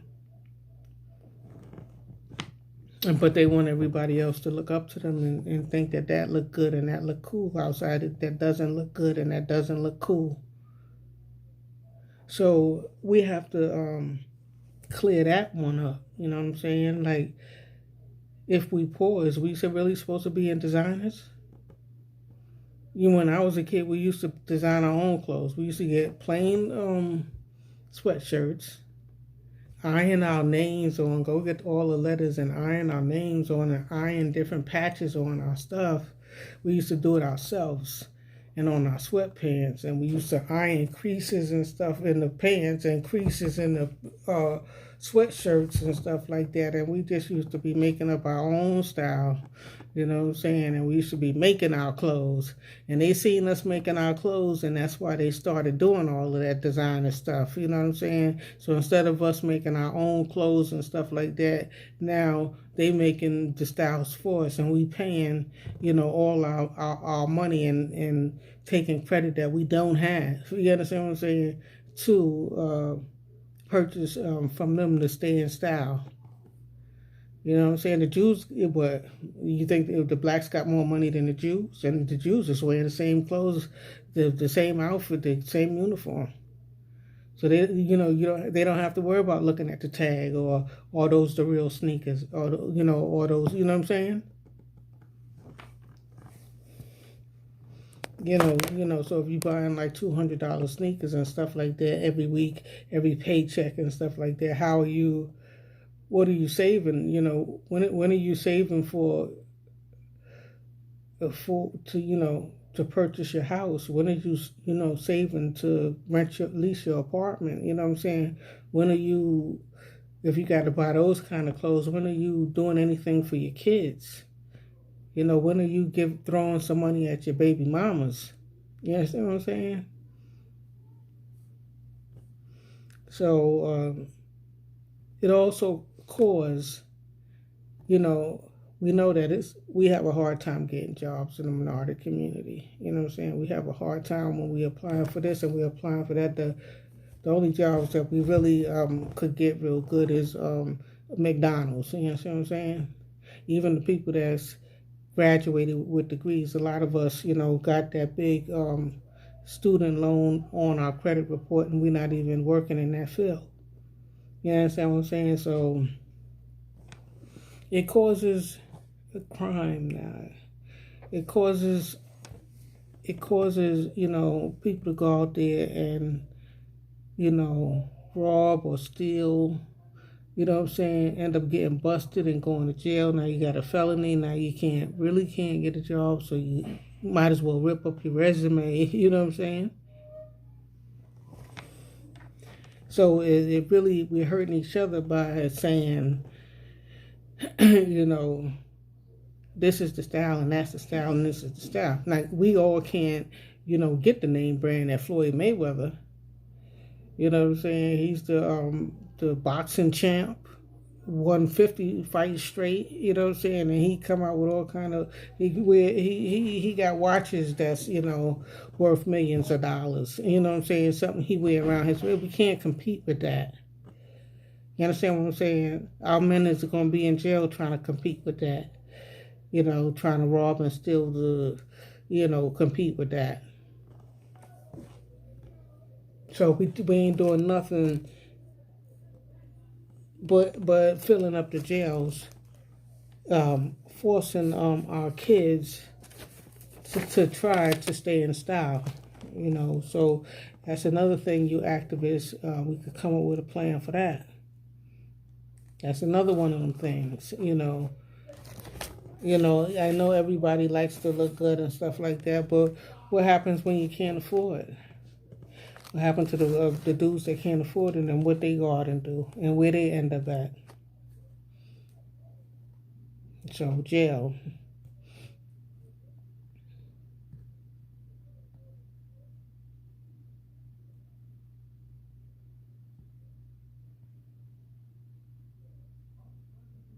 So, once they're in jail, you leave the kids fatherless. You leave your black woman struggling.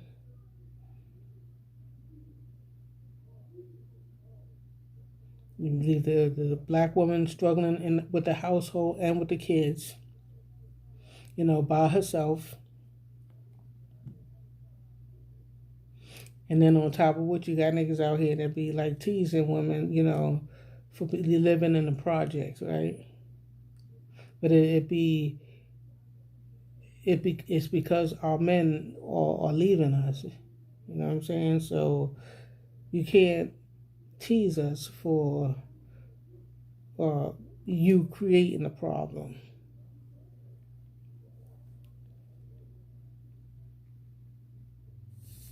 So, they try to make the projects like something that's looked down on or frowned upon if, you raising your kids there. You know what I'm saying? Oh, you need to get up out the projects and do better and blase, blase, blase, blase.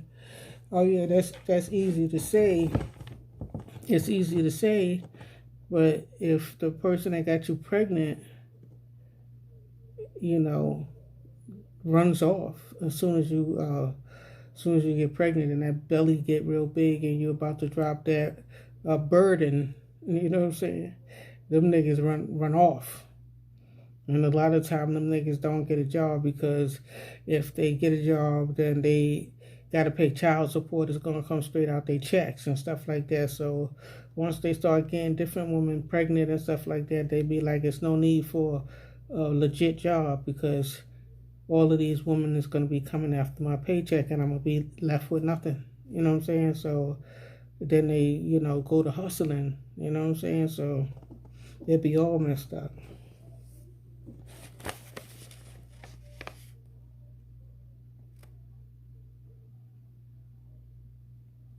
And everybody try to downplay, people that need welfare and, government help and food stamps and different things like that, right? But basically, it's our men that's leaving us in these situations. You know what I'm saying? So if you out there free-handed and running around and working and you ain't got no, you don't have the kids to have to raise and stuff. The woman's is left with in the house raising the kids and stuff, taking them to school and stuff. Can't hardly even go to work. They so busy looking after the kids and rearing the kids and being available for the kids and stuff like that. How could you come down and tease her? You know what I'm saying about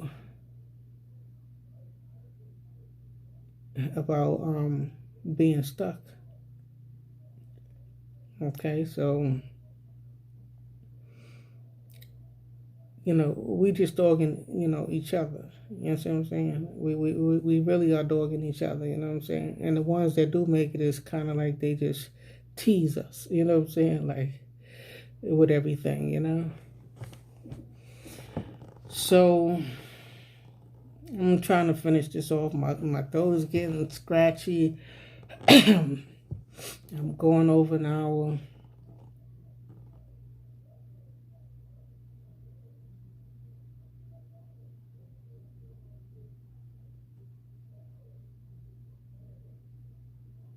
So a lot of times, the black men have a reputation out there for us that we're angry black women, and that's why they don't like to be with us because we got nasty attitudes, and you know what I'm saying. I guess the Puerto Rican woman and the white woman are sweet. You know what I'm saying, sweet to them, and everything is la-di-da and lovey-dovey. You know what I'm saying, but when they come home to their black mother with the kids and stuff like that, she'd be fussing and complaining about all the burdens that she had to bear and stuff like that, raising kids by herself and, trying to bring the money funds into the house to take care of the kids and robbing Peter to pay Paul and hustling and doing everything, you know what I'm saying? And then when the kids become teens and stuff, then here come the fathers stepping back in. I'm your daddy, you know what I'm saying? We done carried the baby for 9 months. We done changed Pampers, taught them how to walk and got them on their feet. Took them to school, taught them how to talk, and all of that stuff. And you gonna come around when the kids is damn near on their own. You know what I'm saying? Like this, they pretty much be starting to work for themselves and get their own little jobs and stuff. By the time the father come back around. So I don't want to hear no more passion on black women about projects or being in no welfare or their struggles until we see a rise of black men being concerned about their women, their mama, and their baby mamas and stuff like that. when we start seeing that where they say, "Nah, I'm not gonna be doing this. I'm not gonna choose to try to be cool and stand outside with the new gear on, and I gotta hustle drugs to look like this and grandstand with jewelry like that. I'm going to just go get a regular job that's gonna leave me out of jail and leave me to be around my family and help my family out, because niggas be going to jail playing basketball. Yeah, when I was in jail, I was the best basketball player. I was nice on those courts. And come on now, you did 10, 15 years in jail, and you was nice on the basketball courts in jail? That's what you got to say?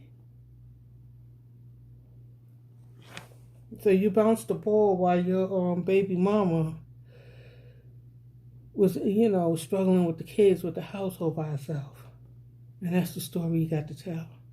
I was nice on the basketball courts in jail. So you was playing ball in jail. Bouncing the ball. Throwing it in the hoop.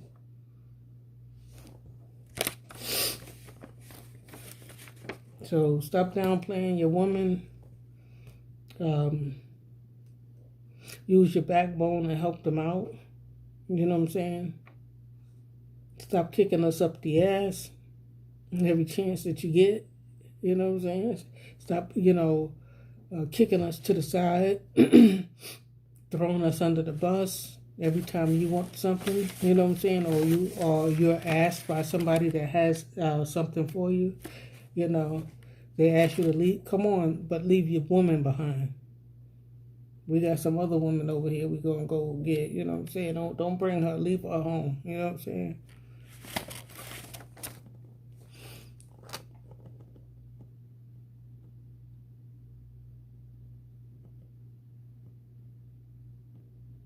So a lot of the times, and this is for any woman that may be watching me.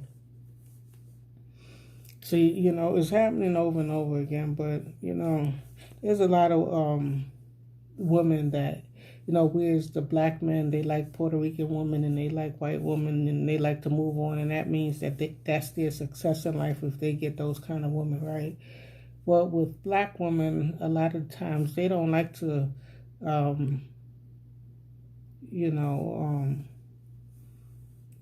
have a relationship outside of their race. I'm gonna tell you, brothers, that a lot of the black women, they love black men. You understand what I'm saying? And they would like to have their black man at home with them. You know what I'm saying? So the same cycle keep happening where you get pregnant. You meet somebody and it's good and stuff like that, while y'all all free hands, y'all don't have no kids and stuff like that, and y'all chilling and y'all hanging out and doing everything that's fun and this that and the other. And then soon as that you get pregnant, that same man that you've been running around having fun and enjoying the single, the no kids life and all of that stuff, as soon as you get pregnant, all you got to do is have one argument, because he be waiting in his head. He be like, she said one thing wrong to me and I'm out. You know what I'm saying? And I'm out. You know what I'm saying? So a nigga get you pregnant and, he just be waiting for you to start one argument and he out. Because he know what he mean when he say he out on that one argument. And that be why you pregnant. You know what I'm saying? And, he don't even see you through the birth or in the hospital or see his baby be born or nothing like that. And he say it in his head and he be like, as soon as he see your stomach is big and, he know your hormones is kicking and stuff like that, you know what I'm saying? And he know an argument gonna strike up. As soon as the argument strike up, okay, I'm out of here.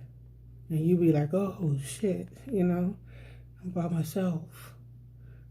I'm pregnant. I'm big and pregnant. I can't get no other man right now, And if I could, do I want to see what another nigga is going to do to me? Do I really want to see? So then you start staying to yourself and, have your baby and start raising your baby. Because a man not supposed to come before your baby, so you just be like doing everything you could to, raise a smart kid and try to teach them everything. and you be stuck by yourself. So, that thing just keep happening over and over and over and over again.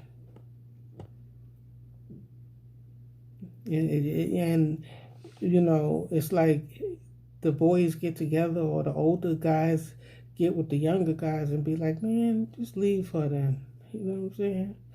And then after you stuck pregnant and in the house raising the kids, and then he's out there in the bars and stuff like that, meeting young girls that ain't got no kids, and starting his cycle all over again.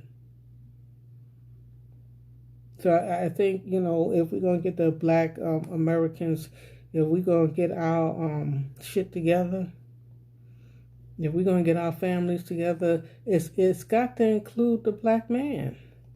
It's got to include the backbone of the black man.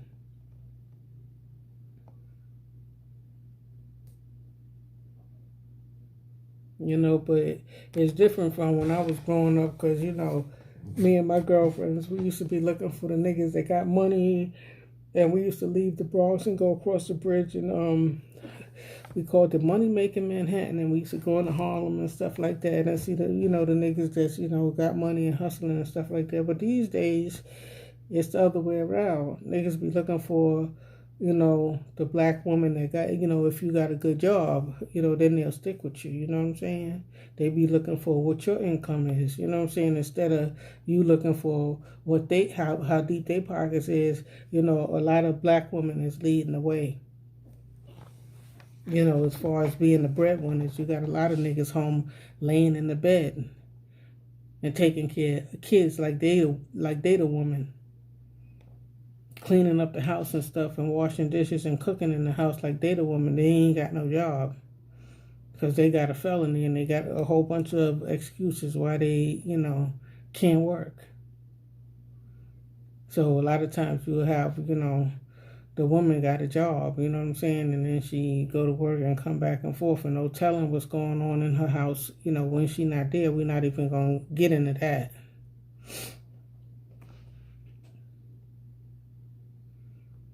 So a lot of times when it start, when a black woman start making a family, a black man is out.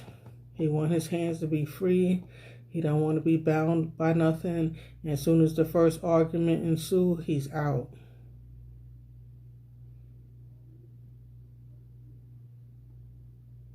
He be in the clubs and the bars and everything, looking for, the younger woman that ain't got no kids.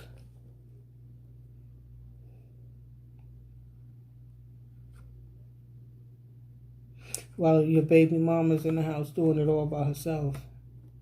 You know what I'm saying? Struggling all by herself. So, that's about it. I think I talked long enough.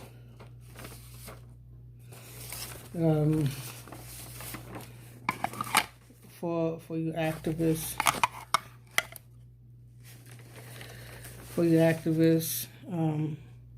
let's see if y'all could start getting the black the black families together. You know what I'm saying? You know who I'm talking about. Not the Jamaicans. I'm not talking about the Africans that, just came over from Africa. I'm talking about the black Americans that they keep changing our name, or they the blacks, or they the black Americans, they the Negroes. I'm talking about us.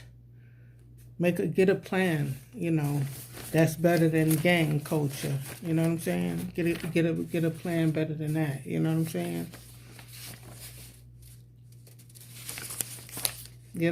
Put something inside of the churches, you know what I'm saying? Put something in there that is needed by our young black men that can help them out. Put jobs inside of the church, you know what I'm saying? Put some food inside of the church, you understand what I'm saying? Put some resources inside of the church, and put some education. Other than the public schools, put some, the education that we need to know for our survival, for our situation. The situations that plague us.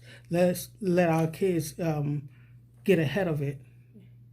Like they already know by the time they're 8 years old.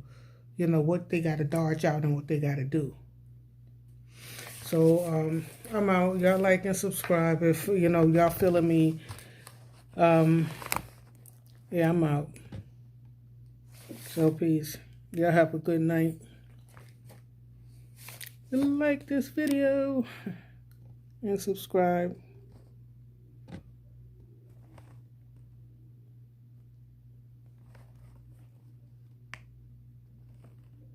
Okay, so yeah, let's get it together.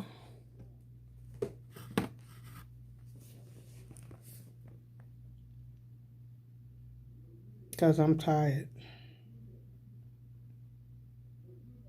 Tired of talking about the same thing over and over again. So like and subscribe. I'm out.